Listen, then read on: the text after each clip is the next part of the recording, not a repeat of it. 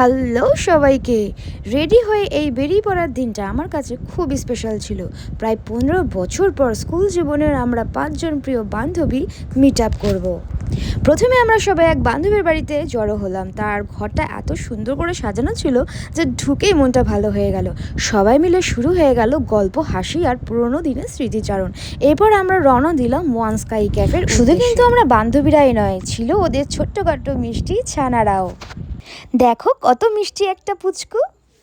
যাওয়ার পরেই আমরা ব্যস্ত মেনু কার্ড নিয়ে, কী খাওয়া যায় বুঝেই না পাই। তারপর অর্ডার করা হলো একটু স্ন্যাক্স আর চা। বন্ধুদের সাথে আড্ডা আর সাথে চা না হলে আড্ডাটা কিন্তু মোটেই একদম জমে না। অনেক বছর কেটে গেলেও মনে হলো যেন আমরা এখনও সেই আগের মতোই আছি। কত গল্প, কত হাসি, কত স্মৃতি, সব যেন আবার নতুন করে ফিরে এলো।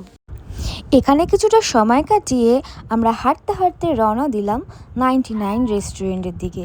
রাতের হালকা বাতাস, রাস্তার আলো আর বন্ধুদের সাথে সেই স্কুল জীবনে বাড়ি ফেরার মতো অন্তহীন গল্প, মুহূর্তগুলো যেন আরও বিশেষ হয়ে উঠল। তারপর সুস্বাদু ডিনার, আরও কিছু সুন্দর মুহূর্ত দিয়ে শেষ হলো আমাদের 15 বছর পরের এই অসাধারণ পুনর্মিলন। ভিডিওটি ভালো লেগে থাকলে অবশ্যই একটি লাইক আর কমেন্ট করতে ভুলো না কিন্তু। দেখা হবে নেক্সট ব্লগে। বাই।